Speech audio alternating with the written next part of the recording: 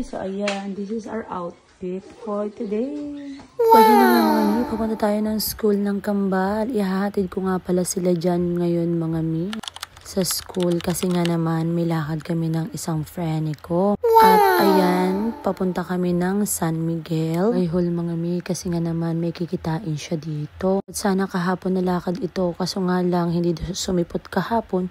So kaya ayan, nandito kami ngayon sa Barangay San Miguel. At andito nga kami ngayon, medyo mayroon silang medical mission kaya ayan, so antay-antay tayo ng konti mga mi. At habang nandito kami ngayon, dito kami sa kabilang building, pinapunta kami dito ng isang nakausap namin doon sa barangay hall. So dito daw kami magsisettle kasama ang aking friend at yung kausap niya. Hi mga mi, so ayan, ipapakita ko lang ang aking gamit na bag from Boston Teen. Ang ganda. Habang nag-uusap sila, ako naman, ayan ang ginawa ko dyan sa barangay hall mga mi. Nagbenta tayo no, kasi kailangan natin yan. After nga namin doon sa barangay hall, pumunta kami dito sa Balinsa Sayaw mga mi. At tingnan nyo, ang ganda pala rito. Sobrang nakaka-chill lang siya at alam nyo bang tahimik tapos malamig pa dito. Lalo na ngayong mga summer mga mi. Nako, napakaganda ditong tumambay or kumain ng lunch kasi nga naman sobrang ganda. After nga namin mga mi, naihatid ko na ang aking kaibigan sa house nila at ayan, tumuloy ako sa AKC. That time umuulan na yan dyan. Kasi hindi ko nga alam itong panahon mga mi, bakit ganito ang panahon.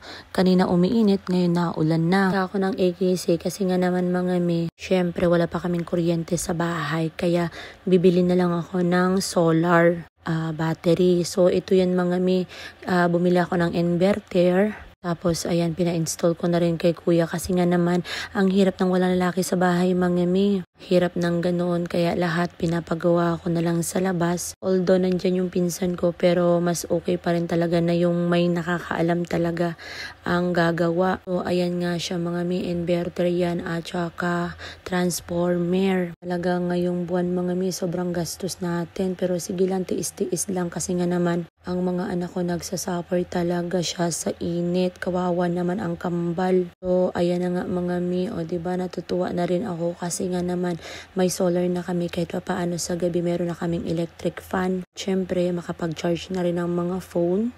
At ayun, sa wifi. Yan talaga ang pinaka unang-unang iniisip ko kaya ako bumili ng solar battery. Medyo napamahal tayo dyan pero sige lang mga mi, kaysa naman na magtiis tayo sa walang electricity sa bahay, diba? Sa totoo lang, tinatry ko rin namang manood ng mga videos kung paano ikabit yan yung solar pero syempre mahirap nga at wala talaga akong alam sa mga ganyan mga mi. Kaya buti na lang mayroon dito na marunong at nagpa-assist na lang ako ganyan tas binayaran ko lang ng ilan.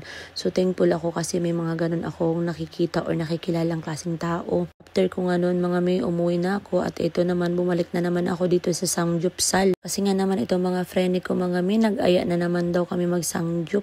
Kaya sige, andito na naman kami o diba? After ng mahaba-habang araw, deserve natin kumain ng masarap. So yun lang for today. Bye!